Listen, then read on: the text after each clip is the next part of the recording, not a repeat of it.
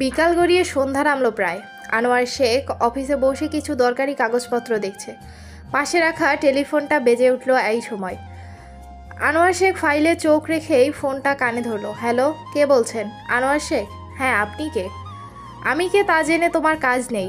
নিজের ভালো চাও তো এক্ষুনি প্রতাপ চৌধুরীকে দূরে সরাও, নইলে ওর হাতেই তোমার ধ্বংস লেখা আছে। চমকে উঠলেন আনোয়ার শেখ। হাতের ফাইলটা সরিয়ে রেখে ভ্রু কুঁচকে বললেন, কি বলতে চাইছেন আপনি? পরিষ্কার করে বলুন। যে প্রতাপ চৌধুরীকে তুমি নিজের বন্ধু ভাবো, সে তো ঠিকই তোমার পিঠে ছুরিটা মারল। মানে? প্রতাপ চৌধুরী যাচ্ছে আজ পুলিশের কাছে সব স্বীকার করতে। যে সব কুকর্মের পেছনে তুমিই ছিলে। তুমি হলে মাস্টার মাইন্ড। হোয়াট? চিৎকার করে উঠে দাঁড়ালেন আনোয়ার শেখ। কে বলছিস তুই? ফাজলামো করছিস আমার সাথে? আমি যদি একবার জানতে পারি তুই কে, তোর কিছু কপালে শনি নাচছে। লোকটা হিসিস করে হেসে উঠল। শনি আমার নয়, তোমার কপালে নাচছে। সময় থাকতে সাবধান হও। রাবিশ বলেই ফোনটা রেখে দিলেন তিনি। কে ছিল লোকটা, আর তাকে এসব কেন বলল? না না, তার বন্ধুর উপর তার সম্পূর্ণ বিশ্বাস আছে। ও এমন কিছু করতেই পারে না। ড্রয়িং রুমে বসে তৃষ্ণার ওষুধগুলো চেক করছিলেন প্রতাপ চৌধুরী। মারিয়া হাঁপাতে হাঁপাতে সেখানে এলো। প্রতাপ চৌধুরী তাকে এক নজর দেখেই আবার নিজের কাজে মগ্ন হয়ে পড়লেন। জিজ্ঞেস করলেন, কি হলো, এভাবে হাঁপাচ্ছিস কেন? আঙ্কেল, সর্বনাশ হয়ে গেছে। কি হয়েছে? আঙ্কেল, আনোয়ার আঙ্কেল তো তোমার সাথে বিট্রে করছে। উনি ধোঁকা দিচ্ছেন তোমায়। রাগে চোয়াল শক্ত হয়ে এলো তার। উঠে দাঁড়িয়ে মেজাজ দেখিয়ে বললেন, মারিয়া, মুখ সামলে কথা বলো। আরে বাবা, তুমি রাগ ঝাঁক পরে করো, আগে আমার কথাটা তো শোনো। প্রতাপ চৌধুরী গম্ভীরমুখে বললেন, ঠিক আছে, বল কি বলবি, আমি শুনছি। তবে যদি উল্টাপাল্টা কথা বলছিস তবে কিন্তু আমি যা বলবো প্রমাণ সমেত। তখন না হয় ঠিক করো আমি উল্টোপাল্টা বলছি নাকি তোমার বন্ধু তোমার পিছনে উল্টোপাল্টা কাজ করছে। কি বলবি বল। তোমার বন্ধু থেকে তোমাকে পথে বসিয়েছে। আজ তোমার এই অবস্থার জন্য সে দায়ী। আচ্ছা, তুই বললেই আমি বিশ্বাস করে নেব? প্রমাণ দে। ওয়েট। মারিয়া নিজের ব্যাগ থেকে ফোনটা বার করে একটা রেকর্ডিং চালু করলো। তাতে আরিয়া আর আনোয়ার শেখের কথা শোনা যাচ্ছে।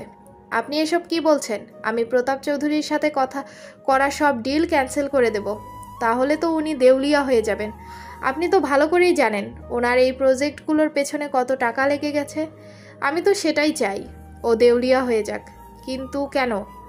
সে তো আপনার ভালো বন্ধু, আপনি তার ক্ষতি করতে চান? বন্ধু? হা হা, টাকার থেকে বড় কোনো বন্ধু হয় না। সে যখন দেউলিয়া হয়ে যাবে তখন আমি যাব তাকে বাঁচাতে। আর এই সুযোগে আমি তার সব কিছু নিজের নামে করে নেব। আমার কোম্পানিতে তার যে অংশটুকু আছে সেটাও নিজের করে নেব। সব তখন আমার হবে। ঠিক আছে, আপনি যা চাইছেন আমাকে তো সেটাই করতে হবে। আফটার অল আপনার ছেলের বউ আমি। হ্যাঁ, তাই করো। ব্যাস, রেকর্ডিং অফ হয়ে গেল। প্রতাপ চৌধুরী ধপ করে বসে পড়লেন। কি শুনল সে? যে বন্ধুর সব কাজে সে তাকে সাহায্য করেছে, সমর্থন করেছে সব অন্যায়ে, সেই কাজ তাকে এভাবে ধোঁকা দিল।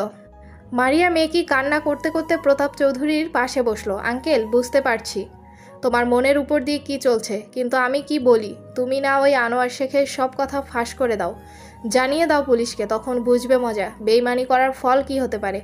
প্রতাপ চৌধুরী জবাব দিলেন না। কিছুক্ষণ চুপ থেকে বললেন, তুই এটা কোথায় পেলি? মারিয়া ঘাবড়ে গেল। কি জবাব দেবে এখন সে?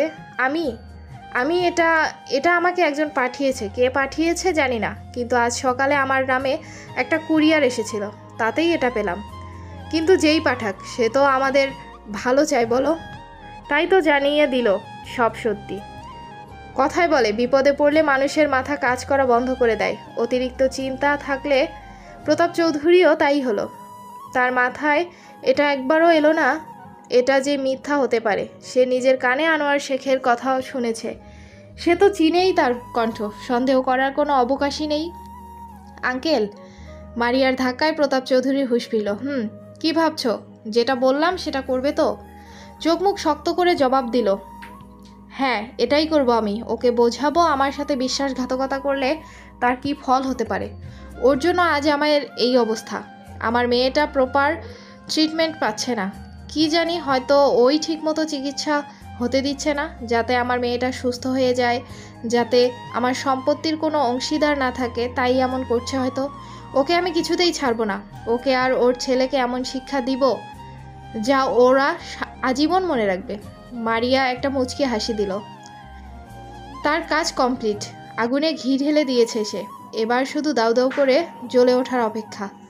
আনোয়ার শেখ তখন বাড়ি ফেরার জন্য গাড়িতে উঠেছিল। ঠিক সেই সময় আবার লোকটার কল এলো। আনোয়ার শেখ গাড়িতে বসেই ফোনটা ধরলেন। হ্যালো, আবার কি চাই? বলেছি না তোর এসব হাবিজাবি কথা অন্য কোথাও গিয়ে বল, আমার সামনে না। এখনও আমার কথা বিশ্বাস হয়নি বুঝি? ঠিক আছে, নিজেই খোঁজ নিয়ে দেখে নাও তোমার বন্ধু এখন ঠিক কোথায় আছে। কোথায় আছে মানে? ও নিজের বাড়িতেই আছে, আবার কোথায় থাকবে? লোকটা এবার জোরে খিকখিক করে হেসে উঠল। আনোয়ার শেখ, তুমি নিজে তো ধোয়া তুলসী পাতা নাও, তাহলে ভাবো কিভাবে তোমার আশেপাশে যারা আছে তারা সতী সাবিত্রী তোমার সাথে কখনো বেইমানি করবে না, তোমার পেটে ছুরি বসাবে না? কিভাবে ভাবো বলো তো? তুমি যেমন অন্যায়ের সাথে বেইমানি করেছো, ক্ষতি করেছো, সেসব তো তোমার সাথে ঘটবেই। কথায় আছে না, রিভেঞ্জ অফ নেচার। এটা তো শুরু মাত্র। তোমার সাথে আর কি কি হয় দেখো। ফোনটা কেটে গেল। আনোয়ার শেখ বার কয়েক হ্যালো হ্যালো করলেন, কিন্তু ওপাশ থেকে আর জবাব এলো না। আনোয়ার শেখ এবার চিন্তিত হয়ে পড়লেন। তবে কি সত্যি প্রতাপ চৌধুরী ওর সাথে বেইমানি করছে? আনোয়ার শেখ গাড়ি নিয়ে বের হলেন প্রতাপ চৌধুরীর বাড়ির উদ্দেশ্যে। আনোয়ার শেখ যখন চৌধুরী বাড়ির পিছু পৌঁছালেন তখন রাত 10টা প্রায়। আনোয়ার শেখ বাড়ির ভিতরে ঢুকতেই যাবেন, ঠিক তখনই ভেতর থেকে প্রতাপ চৌধুরী বেরিয়ে এলো। আনোয়ার শেখ তাকে দেখেই থমকে দাঁড়ালেন। প্রতাপ চৌধুরীও দেখতে পেল তাকে। আনোয়ার শেখকে দেখতেই প্রতাপ চৌধুরীর রাগে কপাল কুঁচকে এলো। ফোঁস করে উঠলেন তিনি। তুমি তুমি এখানে কেন এসেছো? বেঈমান, বিশ্বাসঘাতক। বিশ্বাসঘাতক? আমি বিশ্বাসঘাতক না, তুমি ধোঁকা দিয়েছো আমায়। আমি তোমায় কি ধোঁকা দিয়েছি? তার আগে বলো, তুমি এত রাতে কোথায় যাচ্ছ? তা জেনে তুমি কি করবে? কেন বলতে ভয় পাচ্ছ? সাহস নেই? শুনতে চাও আমি কোথায় যাচ্ছি? বেশ, শোনো তবে। আমি পুলিশ স্টেশনে যাচ্ছি, সব সত্যি কথা বলতে। ওহ, তার মানে আমি যে খবর পেয়েছি তা সত্যি? তুমি ধোঁকা দিয়েছো আমায়। আমি তোমায় ধোঁকা দিয়েছি নাকি তুমি আমায় ধোঁকা দিয়েছো? আমি তোমায় কেন ধোঁকা দিতে যাব? আমি তোমায় কোনো ধোঁকা দিই নাই। আচ্ছা, আর কত মিথ্যে বলবে? কি করিনি আমি তোমার জন্য? আজ অবধি যত আকাম কুকাম করেছো তুমি, আমি সব সময় তোমার সাপোর্ট করেছি, বন্ধু হয়ে সব কিছুতে তোমার পাশে থেকেছি। কিন্তু তুমি ঠিকই আমার পিছনে ছুরিটা মারলে। মুখ সামলে কথা বলো প্রতাপ। একদম আমার নামে কোনো মিথ্যা এলিগেন দিবে না। নিজের দোষ ঢাকতে আমার ঘাড়ে দোষ চাপাচ্ছিস। আমি কোনো মিথ্যা এলিগেশন আনছি না। যে অন্যায় করেছিস তুই সেটাই বলছি। আর এখন যাচ্ছি আমি সব সত্যিই সবাইকে জানাতে, তোর মুখোশ খুলতে। আমাকে সরিয়ে নিজে সব হাতিয়ে নিবি ভেবেছিলি? তা আমি হতে দেব না।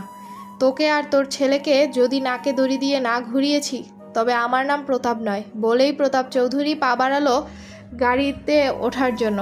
ঠিক তখনই আনোয়ার শেখ তার হাত চেপে ধরে দিল এক টান। প্রতাপ চৌধুরী ছিটকে পড়ল মাটিতে। তুই যেতে চাইলেই বুঝি আমি যেতে দেব? এতদিন আমার সাথে থেকেও আমায় চিনতে পারলি না আমি ঠিক কতটা হারামি হতে পারি? আমি বলেছিলাম তোকে, মনে আছে, শত্রুর শেষ রাখতে নেই।